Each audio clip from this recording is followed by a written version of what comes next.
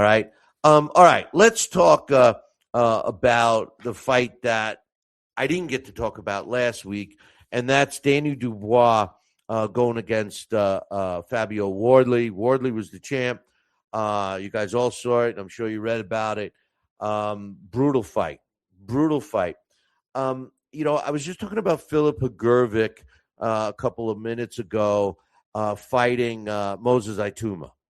And, all along, if you've been a listener or a viewer of this show, you know that I've been skeptical about, Moses Ituma and how they're, the fan base and the powers that be are already putting him in the Hall of Fame. All right. Look, he shows a lot of promise. I believe he's the future of the heavyweight division, but let him fight somebody like Hagurvik. All right, which I just talked about. Now let's go back to the Dubois and Fabio Wardley fight. I love Fabio Wardley, but I told you guys, and if you have watched this show for any length of time, like I started to say, you would have heard me say that Fabio Wardley is a good fighter, and he too is the future of the heavyweight division, but his only claims to fame. Now, he had a great win over Joseph Parker. No knock on that. But prior to that, Frazier Clark was his only other big win, and Frazier Clark is a marginal fighter at best. And they had a back and forth, tough as nails fight that was a draw, and then he had the rematch. So I told you guys that he's going to be there, but I also was skeptical. Daniel Dubois, is a fighter, a tale of two fighters. He came out, he was dropped a couple of times in that fight. But here's the thing, I noticed a few things about this fight. Dubois' shots that Wardley landed at the top of his head, at the top of Dubois' head, that seems to be his kryptonite. He would drop, then he would get right back up. But he took some solid shots to the chin. There's no question about that. It was an extremely entertaining fight. I loved every minute of it. The right guy won. But I'll tell you something. All they talked about was how Fabio Wardley had the heart, and he showed bottle. I even heard somebody refer to him showing bottle, which is guts. It's balls. In England, that's an English term, but it was used mostly during Tom Molyneux's time. I had to learn what it was. But great bottom. He had great bottom. The thing is that they said that about Wardley, but make no mistake, boys and girls, Wardley got screwed. You know by who? Two people. His whole corner, which was probably four people, and the ref.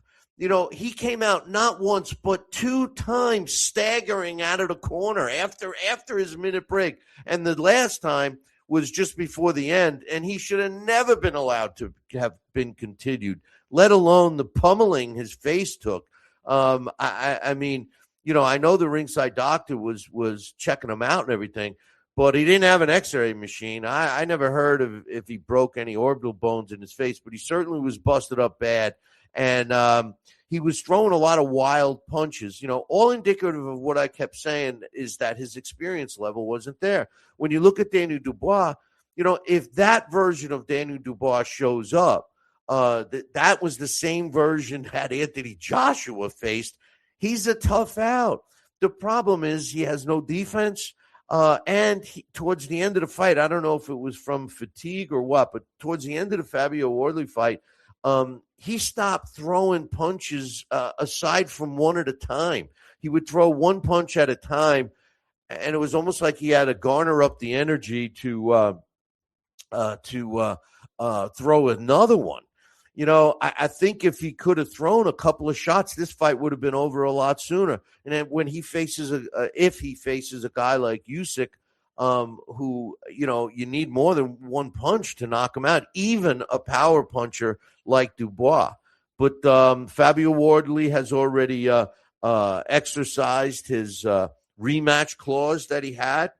So listen, I think as far as Dubois-Wardley too, if Wardley could be a little more disciplined in the ring, using a jab and keeping Dubois off of him, because that was how Usyk basically owned him, and then break him down. He seems to run out of gas, or at least the pop of his punches leave. I'm talking about Dubois, and Wardley has a shot to beat him by boxing him and trying to pick his power shots. Now, on the other side of the coin, Dubois could continue, if he continues this aggressive style, and smother his opponents with his aggressive style, so that they can't deploy a boxing game plan, box and move and land punches. But interesting. I do want to see it again.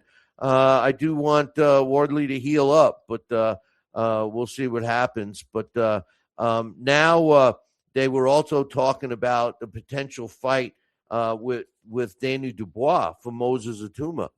I think Daniel Dubois and Filip Hrgovic are actually good opponents for Moses Atuma, because neither one of them are fleet of foot. Now, I think Daniel Dubois would be extremely a little more dangerous to Moses Atuma right now than Filip Hrgovic, even though Filip Hrgovic could very easily win the fight.